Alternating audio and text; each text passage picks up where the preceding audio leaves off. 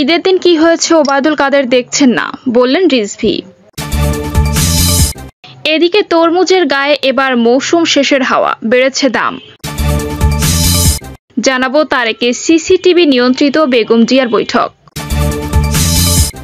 এবং সর্বশেষ জানাবো হাজারীবাগের আগুনে 250 মাদ্রাসা শিক্ষার্থীর ট্রাঙ্ক পুড়ে ছাই। শুনছিলেন সংবাদ শিরোনাম, এবারে বিস্তারিত। ঈদের দিন কি হয়েছে ওবায়দুল কাদের দেখছেন না, বললেন রিজভী। ঈদকে কেন্দ্র করে সরকারের অব্যবস্থাপনা চলেছে বলে মন্তব্য করেছেন বিএনপির সিনিয়র যুগ্ম মহাসচিব রুহুল কবির রিজভী। তিনি বলেন, সরকারের নানা ধরনের নীতির কারণে যে হয়রানি এবং দুর্বিষহ পরিস্থিতি তৈরি হয়েছে সেটা ওবায়দুল কাদের সাহেবরা হয়তো লক্ষ্য করছেন না। তিনি তো মন্ত্রিত্বে যে গরম, সেই গরমে উষ্ণ হয়ে আছেন।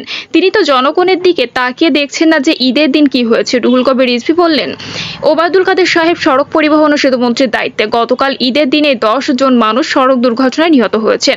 এমনকি লঞ্চে করে ঈদের দিন বাড়ি যেতে গিয়ে লাশ হয়ে গেছেন। ঈদের দিন ভিড় কম হবে ভেবে বিল্লাহ তার পরিবার নিয়ে বাড়ি যেতে চেয়েছিলেন। বেপরোয়া গতিতে লঞ্চের ধাক্কায় এক পরিবারের 3 জন সহ 5 জন ঘটনাস্থলে নিহত হয়েছেন। তারা ঈদের দিন বাড়ি যাচ্ছিল, তারা লাশ ফিরে এলো। ওবায়দুল কাদের সাহেব, আপনার স্বস্তি থাকতে পারে, আপনার নেতাদের স্বস্তি থাকতে পারে, আপনাদের মন্ত্রীদের স্বস্তি থাকতে পারে, কিন্তু সাধারণ মানুষের স্বস্তি নেই। এটাই বাস্তবতা। তিনি বলেন, রাজধানী যেন আগুনের নরককুণ্ড। কিছুদিন আগে বেইলি রোডে বিভিন্ন শিল্প প্রতিষ্ঠানে অগ্নিকাণ্ড হয়েছে। ঈদের দিনে ও আজ অগ্নিদগ্ধ হয়ে 6 থেকে 7 জন মানুষ এখন কাতরাচ্ছে। তাদের জীবন এখন আশঙ্কাজনক। বিএনপির সিনিয়র যুগ্ম মহাসচিব বলেন, এই তো ঈদের উপহার সরকারের পক্ষ থেকে। সরকারের অব্যবস্থাপনার কারণে, চোখ অন্যদিকে ফিরিয়ে রাখার কারণে জনগণের যে দুরবস্থা সেদিকে তারা নজর দেননি। কারণ কি? তারা দেশের মানুষের কাছে দায়বদ্ধ নন, তারা প্রকৃত ভোটারদের ভোটে নির্বাচিত নন। শেখ হাসিনা সিলেকশনে এই সরকার, শেখ হাসিনা সিলেকশনে এই সংসদের এমপিরা নির্বাচিত হয়েছেন। তাদের দায়বদ্ধতা বা জবাবদিহিতা থাকবে কেন? তাদের জবাবদিহিতা শুধু শেখ হাসিনার কাছে। তরমুজের গায়ে এবার মৌসুম শেষের হাওয়া, বেড়েছে দাম।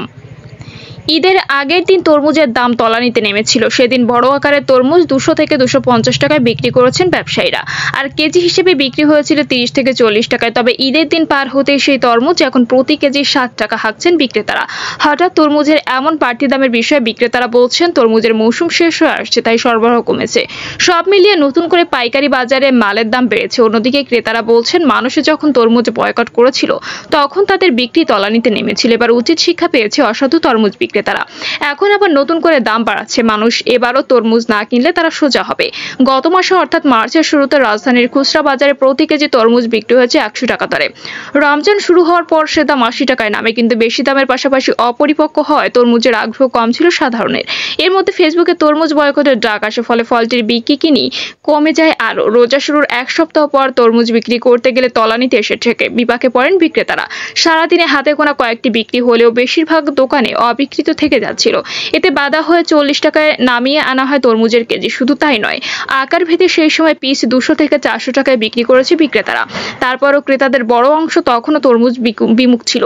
তবে রোজা শেষ হয়ে যাওয়ায় ও গরম বাড়তে ফের তরমুজের দাম বাড়িয়েছে বিক্রেতারা। রাজধানীর গুলশান এলাকায় ফুটপাতে তরমুজ সাজিয়ে বসেছেন বিক্রেতা মোজাম্মেল হক। তিনি বলেন, আগের যেসব মাল ছিল ঈদের আগের দিন পর্যন্ত তা 40 টাকা কেজি করে এবং পিস হিসেবে বড়গুলো 250 টাকায় বিক্রি করে শেষ করেছি। আজই নতুন করে তরমুজ এনেছি। এখন যেহেতু তরমুজের মৌসুম শেষ হয়ে যাচ্ছে, তাই বাজারে সরবরাহ কমেছে। পাইকারি বাজার থেকে আজ নতুন তরমুজ বেশি দামে কেনা পড়েছে, যে কারণে খুচরা বাজারেও আজ দাম বেড়েছে।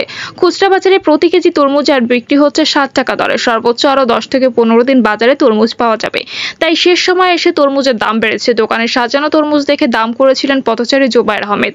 দাম শুনে জোবায়ের আহমেদ বলেন, মানুষ যখন তরমুজ কিনে বাদ দিয়েছিল তখন এসব বিক্রেতারা সোজা হয়েছিল। তাদেরকে এভাবেই উচিত শিক্ষা দেওয়া উচিত। এতদিনেও তাদের লজ্জা হয়নি।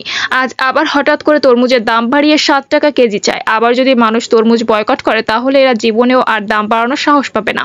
দোকানে তরমুজ পচেছে, শেষে বাধ্য হয়ে তারা দাম কমিয়েছে, এখন আবার বাড়ানোর পায় তারা। আবার যদি মানুষ কেনা বাদ দেয় তখন আবার তাদের দোকানে তরমুজগুলো পচে যাবে। তারেকের সিসিটিভি নিয়ন্ত্রিত বেগম জিয়ার বৈঠক। ঈদের দিন রাতে বেগম খালেদা জিয়া বিএনপির সিনিয়র নেতাদের সঙ্গে বৈঠক করেছিলেন। বৈঠকের পর বিএনপির মহাসচিব মির্জা ফখরুল ইসলাম আলমকে জানিয়েছেন যে বৈঠকে কোনো রাজনৈতিক বিষয় নিয়ে আলোচনা হয়নি। সিনিয়র নেতাদের সাথে ঈদের শুভেচ্ছা বিনিময় করেছেন, তাদের সঙ্গে কুশলাদি বিনিময় করেছেন। এছাড়া বেগম জিয়া বিভিন্ন নেতার পারিবারিক খোঁজ খবর নিয়েছেন। এই বৈঠকে রাজনৈতিক আলোচনা না হওয়ার কারণ কি, এ নিয়ে বিএনপির মধ্যে বিভিন্ন ধরনের মতামত পাওয়া গেছে। একাধিক সূত্র বলছে যে বেগম জিয়া তার পুত্রের কারণে ওই দিন পুনর্মিলনীতে কোনো রাজনৈতিক আলোচনা করেনি, কারণ পুরো বাসাতে তারেক জিয়া নিয়ন্ত্রিত সিসিটিভি ক্যামেরা রয়েছে। বেগম খালেদা জিয়া কি করেন না করেন, কি কথাবার্তা বলেন না বলেন ইত্যাদি সবই লন্ডনে পলাতক বিএনপির ভারপ্রাপ্ত চেয়ারম্যান দেখেন। বিএনপির মধ্যে গত কিছুদিন ধরেই, বিশেষ করে 7 জানুয়ারি নির্বাচনের পর থেকেই তারেক জিয়াকে নিয়ে একটা নেতিবাচক অবস্থান তৈরি হয়েছে। এই নেতিবাচক অবস্থানের কারণে এখন বেগম জিয়া রাজনৈতিক বিষয়ে কোনো কথাবার্তা বলতে পারছেন না। বিএনপিতে এক ধরনের অভ্যুত্থান হয়েছে এবং এই অভ্যুত্থানের মাধ্যমে তারেক জিয়া বেগম খালেদা জিয়ার সকল ক্ষমতা কুক্ষিগত করে নিয়েছেন। যদিও বিএনপির রাজনীতি এখন টালমাটাল অবস্থা। তারেক জিয়ার একের পর এক ভুল সিদ্ধান্তের কারণে বিএনপিতে এক ধরনের অস্থির পরিস্থিতি বিরাজ করছে, কিন্তু তারপরও তিনি এখনো পর্যন্ত নিজেকে রাজনীতিতে জড়াতে পারছেন না তারেক জিয়ার বাধার কারণে। বেগম জিয়ার সঙ্গে গতকাল যারা সাক্ষাৎ করেছেন তারা সবাই তার ঘনিষ্ঠ হিসেবে পরিচিত, তবে এদের মধ্যে কেউ কেউ দুই নৌকায় পা দেওয়ার মতো অবস্থায় রয়েছেন। একদিকে তারা যেমন বেগম জিয়ার সঙ্গে ঘনিষ্ঠ সম্পর্ক রাখতে পারছেন, অন্যদিকে তারা তারেক জিয়ার আনুকূল্য লাভেরও চেষ্টা করছেন। বেগম জিয়া বিভিন্ন ইস্যুতে তারেক জিয়ার সিদ্ধান্তের সঙ্গে একমত নন, তবে তার ভিন্ন মত তিনি প্রকাশ করতে পারছেন না। নানা কারণে বেগম জিয়া তারেকের কাছে দায়বদ্ধ বলে একাধিক সূত্র নিশ্চিত করেছে। আর এই কারণেই বেগম জিয়া এমন কিছু বলতে চান না যাতে বিএনপির মধ্যে অসন্তোষ এবং বিভেদ আরও বেড়ে যায়। উল্লেখ্য যে তারেক জিয়ার অপছন্দের একাধিক নেতাকে বিএনপি থেকে বহিষ্কার করা হয়েছে, যাদের সঙ্গে বেগম জিয়ার সুসম্পর্ক রয়েছে। আবার বেগম জিয়ার সঙ্গে যারা ঘনিষ্ঠ তাদের অনেকেই তারেক জিয়া কোণঠাসা করে রেখেছেন। সবকিছু মিলিয়ে তারেক জিয়া এবং বেগম খালেদা জিয়ার বিরোধ এখন প্রকাশ রূপ নিয়েছে। আর এই কারণেই বেগম জিয়ার রাজনৈতিক প্রসঙ্গটি এড়িয়ে গেছেন বিভিন্ন সূত্রের দাবি। বেগম জিয়ার সঙ্গে সরকারের একটি গোপন যোগাযোগ তৈরি হয়েছে। বেগম জিয়া উন্নত চিকিৎসার জন্য বিদেশে যাওয়ার জন্য চেষ্টা করেছেন এবং সে কারণে তিনি সরকারের বিরুদ্ধে বা রাজনীতির বিষয়ে আগ্রহী নন। তবে অন্য একটি সূত্র বলছে যে তারেক জিয়ার আসলে সরকারের সঙ্গে গোপন আতাত করেছেন এবং সেই আতাতের কারণেই তিনি 7 জানুয়ারি নির্বাচনের ব্যাপারে এরকম একের পর এক বিতর্কিত সিদ্ধান্ত নিয়েছেন। তবে কার কি দোষ সেটি বড় বিষয় নয়, বড় বিষয় হলো তারেক জিয়া এবং বেগম খালেদা জিয়া এখন দুই মেরুতে অবস্থান করছেন। এটি বিএনপির জন্য একটি বড় সমস্যার বিষয়। বেগম জিয়া সমস্যাকে সামনে আনতে চাননি জন্যই রাজনৈতিক বিষয় নিয়ে ঈদের দিন কোনো আলোচনা করেননি বলে বিভিন্ন সূত্র নিশ্চিত করেছে। হাজিরবাগের আগুনে 250 মাদ্রাসা শিক্ষার্থীর ট্রাঙ্ক পুড়ে ছাই। রাজধানীর হাজারীবাগের ঝাউচরের আগুনে পুড়ে গেছে প্রায় 250 মাদ্রাসা শিক্ষার্থীর ট্রাঙ্ক। ঈদের ছুটিতে যাওয়ার সময় প্রয়োজনীয় বইসহ মালামাল রেখে গেলেও সব ছাই হয়ে গেছে।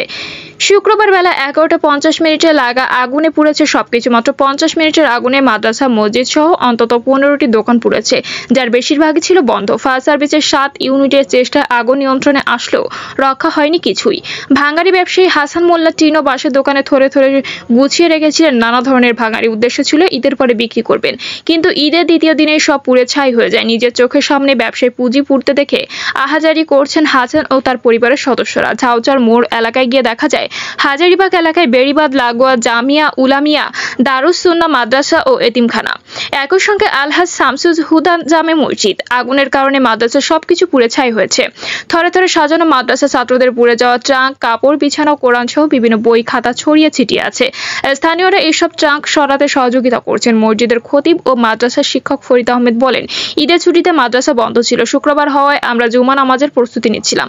হঠাৎ পাশের একটি পলিথিন ও কার্টুনের গোডাউন থেকে আগুন লাগে। দ্রুত সময়ের মধ্যে আগুন ছড়িয়ে যাওয়া মাদ্রাসার সবকিছু পুড়ে গেছে। তিনি আরো বলেন, মাদ্রাসায় 250 জনের মতো শিক্ষার্থী ছিল। ঈদের ছুটিতে শিক্ষার্থীরা চলে গেলেও তাদের ট্রাঙ্ক, কাপড়, বিছানাপত্র মাদ্রাসায় ছিল। ছাত্রদের রেখে যাওয়া কোরআন, হাদিস সহ অনেক বই ছিল। এছাড়া শিক্ষার্থীদের জন্য রাখা চাল ডাল সহ সবকিছু পুড়ে গেছে। রান্না চলছিল কিনা জানতে চাইলে ফরিদ আহমেদ বলেন, মাদ্রাসা বন্ধ থাকায় কয়েকদিন ধরে কোনো ধরনের রান্না হচ্ছিল না। এদিকে মসজিদের পাশে দোকানি ও বাসিন্দারা বলছেন মাদ্রাসার ভেতর থেকে আগুন লেগেছে। এখন মাদ্রাসা কর্তৃপক্ষ পলিথিনের গোডাউনের দায় দিচ্ছেন। 50 মিনিটের আগুনে পথে বসে গেছে ভাঙাড়ি ব্যবসায়ী হাসান মোল্লা। তিনি বলেন, দোকানে ভাঙাড়ি, কার্টুন, পলিথিন সহ প্রায় 10 লাখ টাকার মালামাল ছিল। সবকিছু পুড়ে শেষ হয়েছে। আমি পথে বসে গেছি। এদিকে আগুনের সূত্রপাত ও ক্ষয়ক্ষতির বিষয়ে জানতে চাইলে ফায়ার সার্ভিসের ঢাকা জোন 1 এর উপসহকারী পরিচালক মোহাম্মদ শফিকুল ইসলাম বলেন, হাজারীবাগ ঝাউচরে 11:50 দিকে ভাঙাড়ি দোকানে আগুন লাগে। হাজারীবাগ ফায়ার স্টেশন সহ আশেপাশে 7টি ইউনিট মিলে আগুন নিয়ন্ত্রণে আনি। ফায়ার সার্ভিসের তৎপরতার কারণে আশপাশে আগুন ছড়াতে পারেনি। তবে কি কারণে আগুন লেগেছে ও ক্ষয়ক্ষতির পরিমাণ এটা আগুন নেভানো শেষে জানানো হবে। কি ধরনের স্থাপনা ছিল জানতে চাইলে তিনি বলেন, এখানে প্লাস্টিকের ভাঙাড়ি দোকান ছিল, প্রচুর কাগজ ছিল। যার ফলে আগুন দ্রুত ছড়িয়ে পড়ে। আর এখানে পানি স্বল্পতা ছিল, দূর থেকে পানি আনতে হয়েছে, তারপরেও আমাদের প্রচেষ্টায় আগুন ছড়াতে পারেনি। প্রিয় দর্শক, এই ছিল এখনকার সর্বশেষ সংবাদ। আপডেট সব সংবাদ পেতে চ্যানেলটি সাবস্ক্রাইব করে বেল আইকনটি ক্লিক করে রাখুন।